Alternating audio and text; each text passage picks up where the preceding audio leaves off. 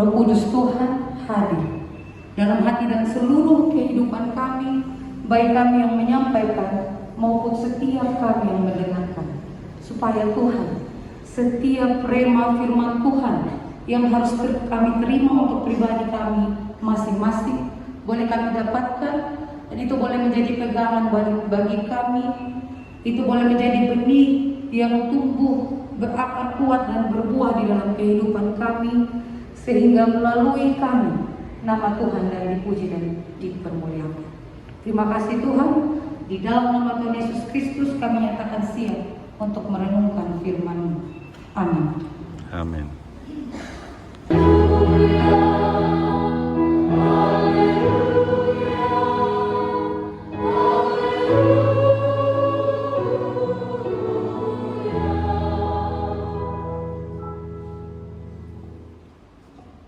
Bapak Ibu yang dikasihi Tuhan, saya dari Pulau Sumba, salah satu pulau yang ada di Provinsi NTT. Nah, kami punya tradisi di sana. Misalnya saya datang pertama di GKSBS Tanjung Karang, saya akan disambut dengan kaleku namanya. Kalau Bapak Ibu dalam budaya Jawa biasanya ada makanan-makanan ringan, kue-kue kecil, teh begitu. Tapi kalau di NTT itu dengan kaleku. Nah, kaleku itu tas kecil yang dianyam dengan daun lontar, isinya sirih, pinang, dan kapur. Nah, komposisi sirih, pinang, dan kapur itu perbandingannya harus pas. Kalau kapur yang kebanyakan, langit-langit mulut kita, lidah itu akan luka, seperti melepuh. Kalau pinang yang kebanyakan, kepahitan. Kalau sirih yang kebanyakan, maka akan pedis. Kalau salah makan, kita akan mabuk seperti, bukan mabuk, mungkin bukan seperti mabuk minuman keras, tetapi seperti leher kita dicekik, kita sulit bernafas. Ya, pernah ada orang yang mencoba mabuk lalu dilarikan ke rumah sakit. Nah, tema ibadah kita pada hari ini terlalu sedikit. Nah, ini kalau saya pikirkan, kalau dalam makan sirih pinang, kalau terlalu sedikit ini bahaya.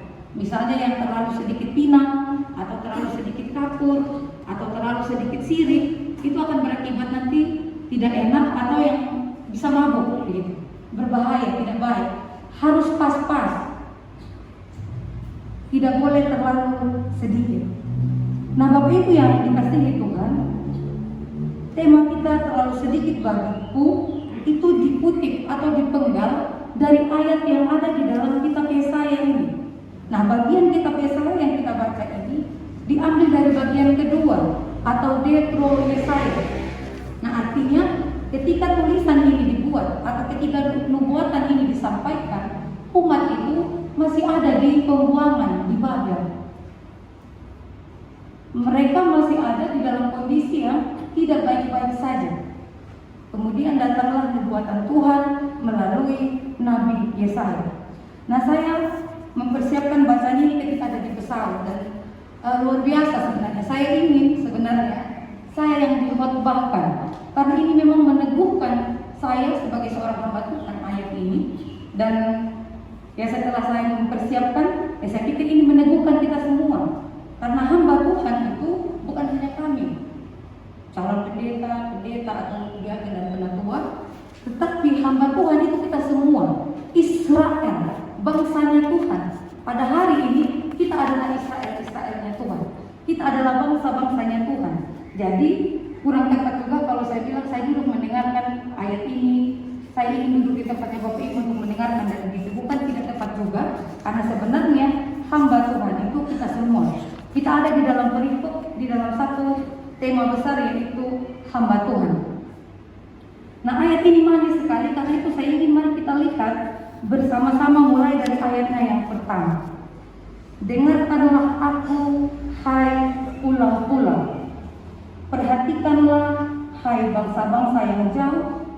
Tuhan telah memanggil aku sejak dari kandungan dan telah menyebut namaku sejak dari perut ibuku. Bapak Ibu bisa merasakan sense dari ayat ini, ya. Kalau kita baca secara sungguh-sungguh, ini sebenarnya tidak perlu ada tafsiran apa-apa. Ini sungguh luar biasa, Bapak Ibu. Ya, ketika saya berdiri di sini dan saya bilang sama Bapak Ibu, Saya orang yang sudah dipanggil Tuhan sejak dari kandungan. Karena itu saya percaya diri ketika Bapak Ibu panggil saya di GSS Tanjung Karang. Kira-kira begitu getaran yang saya rasakan ketika saya baca ayat ini, luar biasa Bapak Ibu dan Saudara. Perhatikanlah pulau-pulau. Bukan perhatikanlah kakak, adik, bapak, mama, bapak, ibu, bukan begitu. Tetapi pulau-pulau, semua orang dalam lingkup yang besar perhatikan. Bangsa-bangsa perhatikan. Apa yang mau diperhatikan? Saya. Perhatikanlah saya. Kenapa harus memperhatikan saya? Kenapa harus mendengarkan saya? Karena saya sudah dipanggil. Bahkan nama saya Lomi sudah disebut sejak dalam kandungan ibu saya. Sehingga saya selalu mengatakan dalam hidup ini tidak ada yang kebetulan. Kalau berjalan lurus, masa depan yang penuh harapan itu akan menjadi bagian. Ya. Jadi ini ayat ini sungguh-sungguh menguatkan Bapak Ibu dan Saudara di dalam konteks pembuangan. Jadi orang Israel itu mereka nakal. Mereka suka seperti doa pengakuan dosa kita tadi, lebih suka bergantung pada logika kita sendiri. Kalau saya pertimbangkan ini tidak masuk akal, maka saya akan ketakutan sampai melupakan ada Tuhan yang melampaui segala akal. Mereka tergelincir dalam kesombongan. Ya, kesombongan itu seperti jalan licin. Mereka menduakan Tuhan, mencari kekuatan-kekuatan di luar Tuhan. Karena itu Tuhan menghukum mereka, memasukkan mereka di sekolah kehidupan yang namanya Babel. Mereka mengalami kekalahan. Mereka bangsa yang besar dipermalukan, dibawa di tempat pembuangan. Nah, kita Tuhan telah membuat mulutku sebagai pedang yang tajam. Ia membuat aku berlindung dalam naungan tangannya. Ia telah membuat aku menjadi anak panah yang runcing dan menyembunyikan aku dalam tabung panahnya. Bapak, Ibu, dan Saudara yang dikasihi Tuhan, ayat yang kedua ini dilema bagi para hamba Tuhan. Suara kenabian itu adalah suara yang sangat keras. Isinya itu menegur. Dan yang namanya menegur itu ada konsekuensi. Orang tidak terima, orang terluka, orang mundur dari persekutuan, kasih menjadi dingin.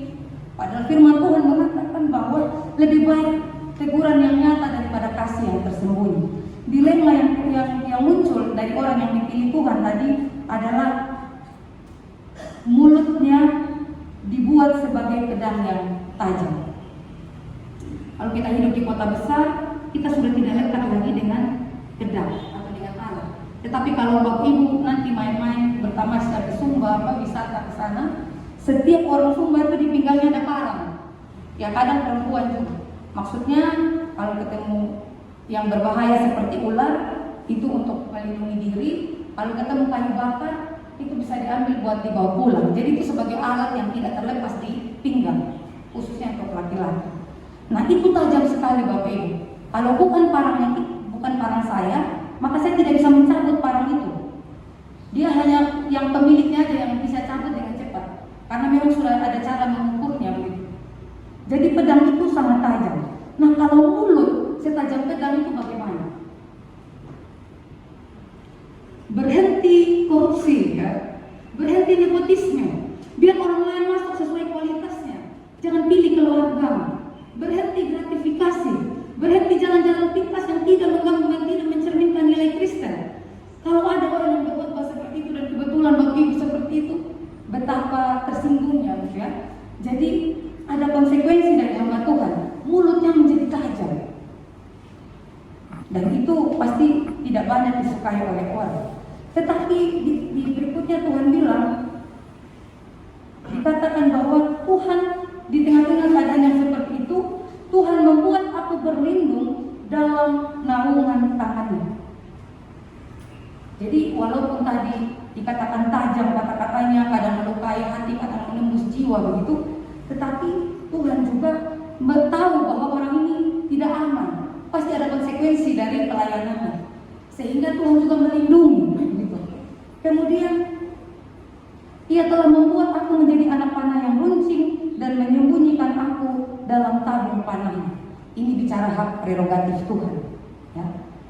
Itu kenapa mimbar ini tidak boleh dipakai untuk menembak orang yang kita tidak suka. Karena sebenarnya pada hakikatnya hamba Tuhan itu anak tanah yang licik, tetapi disimpan di dalam tabung. Hak prerogatif Tuhan yang menunjukkan siapa yang akan dipanah dengan firman yang ini, yang akan dipanah dengan firman yang itu. Itu hanya Tuhan yang bisa menentukan.